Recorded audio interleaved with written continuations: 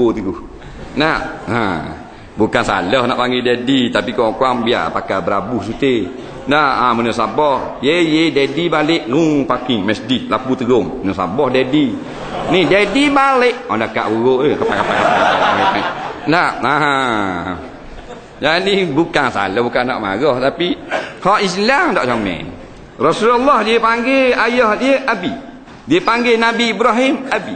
Dia panggil ibu susu dia Halimatus Sa'diyah Ummi. Ya Ummi. Ayah dia bukan ayah dia bertemu dengan Nabi Ibrahim, dia panggil ya Abi, bapa. Dah kita dah biarlah tak panggil Arab, panggil Melayu, bapa ataupun ayah.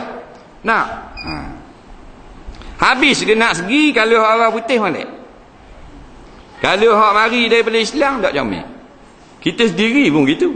Nak akan serebang segang, dak teramuk. Tapi sudu teramuk. Lacing duk tak perlu. Teramuk pun tak boleh ada. Nah, orang buh pasal buat tak perlu. Nah. Jadi kalau hak Rasulullah malu mata. Kita teramuk, kita duduk bandar, duduk jabat bawah tu dekat bank tu. Orang pun mari bos gerbang tak apa. Memang tu tembak. Sorry. Orang nak bos gerbang. Kalau roboh pun kita duduk gitu. Macam roboh perut ikan tak apa. Nak, sebab apa? Jiwa kotor, jiwa barat. Tak boleh nak terima barang Islam. Nah. Nak pakaian tu benda cek pakaian. Kita tolak dah rakyat. Tolak dah pakaian Islam. Sebab tu pemerintah tolak undang-undang Islam. Nah, syirarul muluk li syirarir ra'iyah.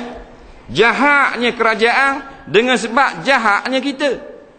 Dah kita tak ambuh dah pakai yang sunnah. Dah kerajaan habis dia tak ambuh. Tak boleh kata mata hak tulis adik-beradik. Nah, kita dalam nak tak ambuh. Kami nak Islam. Pakaian mula apa? nak hudud saja. Nah, ni kita kena kaji balik, muhasabah diri. Nak macam mana pemerintah tak mau tolak Islam? Dah kita tolak dah dalam kehidupan kita. Nak benda ni kena betul balik. Ikut ke barat. Jadi ke mana?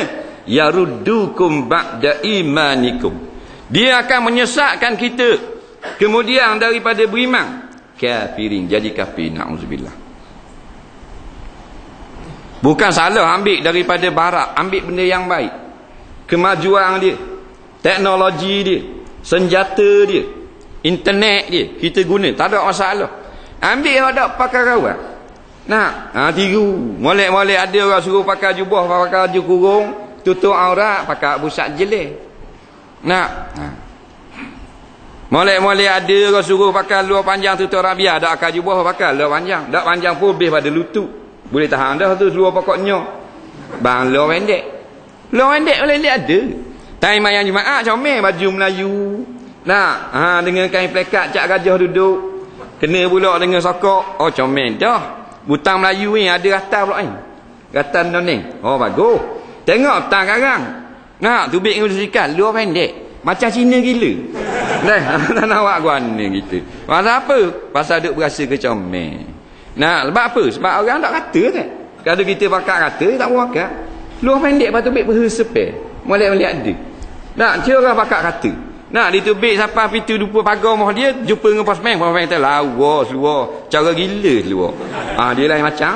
Tubik sampai kedai lah. Roti jana suti. Tak kira roti jana kita. Oh comel luar bulahat. Tak sedap dengar dah. Ni tak kata benda. Bila tak kata benda, jadilah masyarakat punah sepunah-punahnya. Dulu kalau gendong orang puang lah kapung, nyitang ke kelotonyo. Molek-molek ada.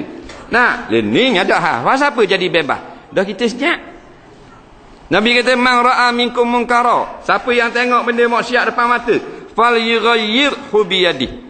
Bukan yughayyiru boleh tahan. Fal yughayyir. Kalau orang mengaji nahwu mati tu, sukung tu.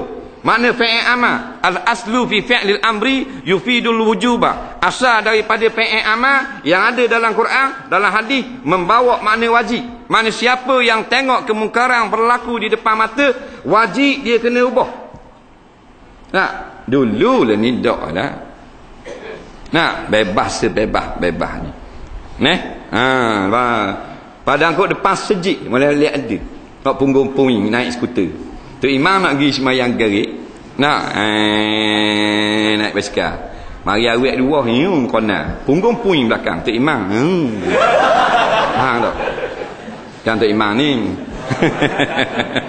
Masjid lain. Masjid Kristen.